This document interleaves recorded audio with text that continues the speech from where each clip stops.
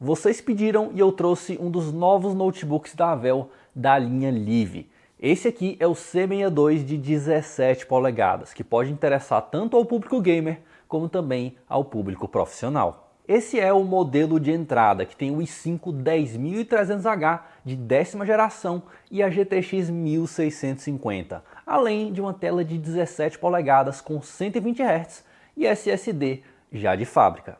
Porém, essa é apenas uma das configurações disponíveis. Ele tem também uma versão i7 com a RTX 2060, além da opção de você selecionar a quantidade de memória RAM e armazenamento a depender da sua necessidade. O link para as configurações vão ficar disponíveis na descrição do vídeo.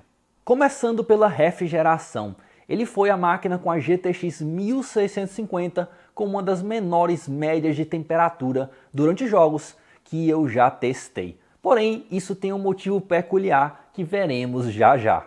No desempenho tivemos resultados muito bons. Ele foi o notebook i5 Final H com o melhor resultado no meu teste de renderização no Blender, já que durante esse teste ele fica com power de 60 watts. Ele só não passou dos i7 Final H, mas quase que o G5 se deu mal. Já durante os jogos, ele não mantém esse power alto no processador. Ele fica na casa dos 30 e 40 watts, a depender do consumo de energia. Esse é um dos motivos dele ter temperaturas mais baixas. Então, além da refrigeração dele ser um pouco melhor que a média, ele também tem essa questão aí da adaptação do power a depender do consumo de energia. Então, uma coisa acaba ajudando a outra. E isso é algo até estranho, porque ele tem uma fonte de 150 watts e não 135 ou 120 watts, igual a todos os notebooks com uma GTX 1650 que eu já testei. Então, na verdade, ele é até menos errado que os outros. O Acer Nitro e o IdeaPad 3i, por exemplo, ambos têm fonte de 135 watts e ambos têm um problema de descarregamento da bateria enquanto a gente está jogando jogos pesados. Aqui eu não tive esse problema, mas ele fez essa adaptação do power durante picos de consumo. Porém, existe solução. Se você fizer undervolt na GTX 1650, ele consome menos energia e, consequentemente, o limite de power de 30 watts é removido. Aqui no canal tem tutorial para quem se interessar. Eu também achei curioso que, ao contrário das máquinas da Dell de 9ª geração da Intel, esse daqui não veio com undervolt no processador de fábrica. E a razão de não vir mais, pessoal, é inclusive importante. Não é seguro fazer undervolt na 10ª geração da Intel, como era nas gerações anteriores. Caso você use números muito altos, existe o risco de seu notebook não ligar mais. Então não façam undervolt no processador de vocês de 10ª geração da Intel. Apesar daqui estar desbloqueado para fazer, não façam. Os ganhos são pequenos e o risco é grande. Mas para quem não entende de undervolt e quer reduzir as temperaturas, apesar dele não precisar necessariamente, também é possível ativar a rotação máxima das ventoinhas. Ele tem um botão dedicado para isso. Com a rotação normal, ele tem um nível de ruído um pouco abaixo dos concorrentes, com uma configuração semelhante. Mas na rotação máxima ele fica relativamente barulhento. Porém, a temperatura reduziu em média uns 3 graus comigo nos jogos pesados. O teclado, felizmente, não fica quente nas teclas WASD, independente da velocidade das ventoinhas que você definir. E para finalizar, o C62 ainda teve um desempenho superior em relação à maioria dos notebooks, como a GTX 1650 que já passaram aqui no canal. Só fique atento que seu desempenho pode variar caso você use memórias em single channel ou dual channel. Na Dell você pode comprar já com dual channel, mas caso ele não venha com dual channel, de vez em quando aparece uma versão aí em single channel na Dell, você pode comprar você mesmo seus pentes de RAM e instalar, porque na Dell você pode abrir sem perder a garantia. É importante ressaltar também, principalmente para quem pensa em comprar uma máquina como a GTX 1650 só para jogar e não apenas para uso profissional, que o C62 consegue ficar equivalente ao IdeaPad 3i, que tem um i7 10750H. E eu testei os dois com as mesmas memórias. Eu acho que eu já falei isso aqui umas 10 vezes no canal, né? Mas sempre vale falar de novo. Vejam os testes de cada notebook e esqueçam se é i5 ou i7. O que vale são os resultados. Lembrem que aqui a gente tem uma GTX 1650, então não é necessário ter um processador tão forte para empurrar esse chip gráfico. Por isso que o IdeaPad 3i, mesmo sendo um i7, bate de frente com o C62, que tem um i5. Aí nesse caso é interessante que você olhe os outros aspectos da máquina. O C62 tem tela de 120 Hz, fonte de potência maior, teclado que não fica quente, como no IdeaPad 3i, enfim, é um projeto melhor. A Lenovo fez uma refrigeração excelente no 5i, mas não deu muita atenção para o 3i.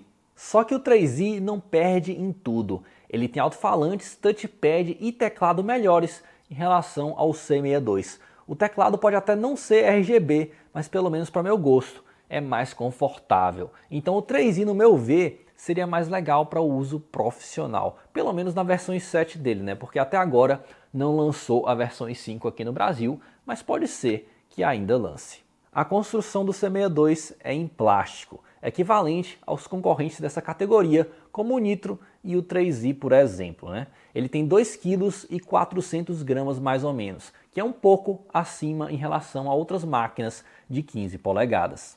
E ele continua com as quinas pontudas das outras máquinas da Avel que eu já testei. Mas vale ressaltar que a Avel tem máquinas com diferentes tipos de carcaça, como o C65 e o A60, por exemplo, que são em liga de magnésio. Então a construção pode variar. A tela de 17 polegadas e 120 Hz tem uma qualidade semelhante à do Legion 5i. É um painel com a qualidade dentro do normal, mas com a taxa de atualização de 120 Hz. Se você quer uma qualidade acima da média, você tem que ir no C62 RTX ou outras máquinas da Avel com tela de 144 Hz e 100% de sRGB, que aí seria mais interessante tanto para os gamers mais exigentes como também para os usuários profissionais. A tela do C62 é mais indicada para os gamers que não são muito exigentes, mas vale lembrar que os concorrentes que têm uma GTX 1650 não têm painel de 120 Hz. Apenas as máquinas da nave também têm. O teclado é retroiluminado RGB e padrão brasileiro. Ele tem um feedback ok, eu só achei o software que controla a iluminação um pouquinho bugado, mas no final deu tudo certo. O touchpad é um pouco solto ao toque, tem uma textura que não é tão lisa, mas o clique é leve, então está na média com os outros concorrentes. A webcam tem a qualidade de sempre que já conhecemos de todos os notebooks. Então ele segue o mesmo caminho. Os alto-falantes têm a qualidade dos outros notebooks da Avel que eu já testei. O volume não é alto e você tem que dar uma mexida no software que acompanha a máquina para a qualidade melhorar. Aqui no caso eu mexi no software da THX que acompanha o notebook para ter uma qualidade ok. Mas eu também achei ele meio bugado, assim como o software que controla o teclado. A conectividade é bem completa, é possível conectar vários monitores, já que ele tem duas portas mini DisplayPort e a porta HDMI. Também temos leitor de cartão de memória, mas infelizmente ele não é de alta velocidade. E a porta USB-C não suporta vídeo. Por dentro temos dois slots M2, ambos com suporte ao padrão NVMe, mas apenas um também suporta o padrão SATA, além do padrão NVMe. Também dá para instalar aqui um HD ou SSD de 2,5 polegadas, caso você já não tenha comprado com o seu upgrade. E por fim, temos os dois slots de RAM. Na bateria ele não vai longe, eu tive apenas 2 horas e meia de duração fazendo streaming de vídeo. Essa duração provavelmente é resultado da tela de 120 Hz e 17 polegadas que consome mais energia. Se você fizer algumas modificações, talvez você consiga arrancar dele aí mais 1 ou 2 horas de duração. Mas não vai acontecer nenhum milagre que a bateria dele só tem 46 Wh de capacidade, que é mais ou menos na média em relação aos concorrentes dessa categoria.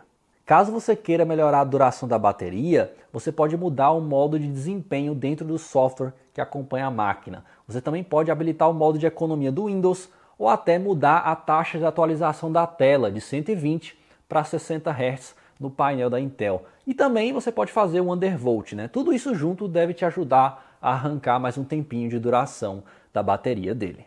O C62 segue a mesma conclusão do meu vídeo do Legion 5i. Claro que o Legion 5i é muito melhor que ele, né? Mas a questão não é essa. A questão é que ele também não é um notebook perfeito, mas ele é um dos notebooks mais completos com a GTX 1650 que eu já testei até agora.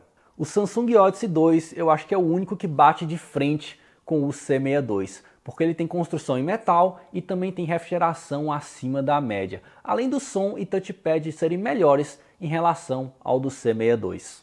Além disso, o Odyssey não tem SSD de fábrica, tela de 120 Hz e memórias em Dual Channel na versão i5, o que pode ser um problema porque pode encarecer mais ainda o produto caso você queira fazer upgrades.